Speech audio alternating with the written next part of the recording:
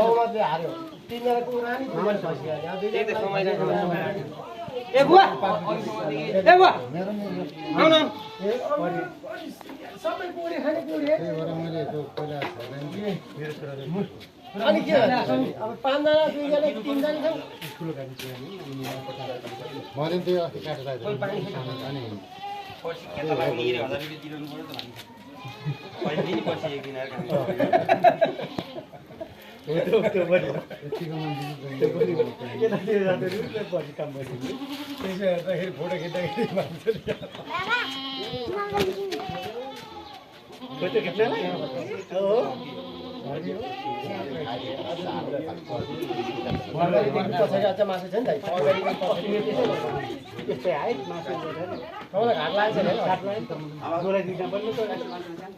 3 kilo घाट लाग्छ ती दाइ अधेरमा खसी किन्दै गएको किराती के अरे उसमा धरम घरमा काकीकोमा 3 खसी उता पर्सी कि डोरी नत्र खुला छोड्दै खुला पर्सी सक्यो उता हान्न ठिक पानी 22 त उहिले दिएको 20 मा दिनु के भन्छ भने 22 चाहिँ उहिले दिएको र 20 मा खसी दिन्छु भन्नु हैन न झुठी क्या हो फेरि खसी दिनु पछि पैसामा आयो भने त तपाईले भन्न खोजेको के भनेको 22 चाहिँ अस्ति दिएको तर म तपाईहरु आउनु नि दुईटा खसी लानुस् भन्छ फेरि अस्ति नै पनि पाइदिएको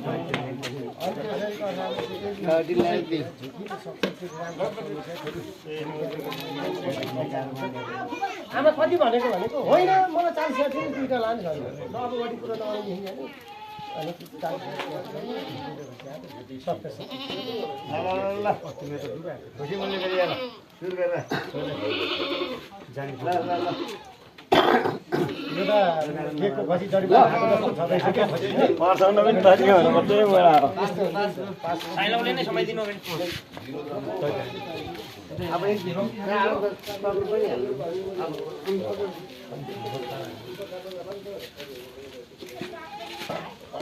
तपाईँ पनि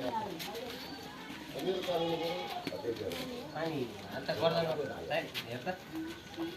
कसैको टिप्पण लगाइदिनु न नाङ्गा पानी आउँछ अगाडि सामान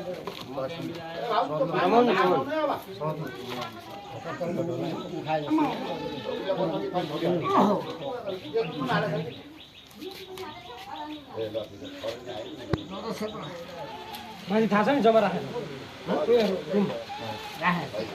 हाम्रो समातिन्छ थाहा पारेर हो क्या भाइ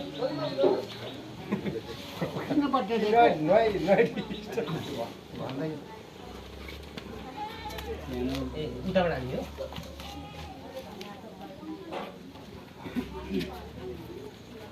टाउको माथि माथि लान्छ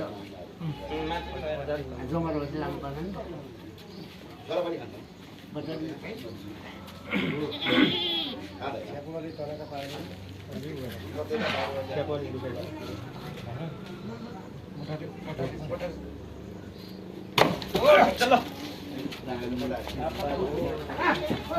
एक साल अनि यार मेरो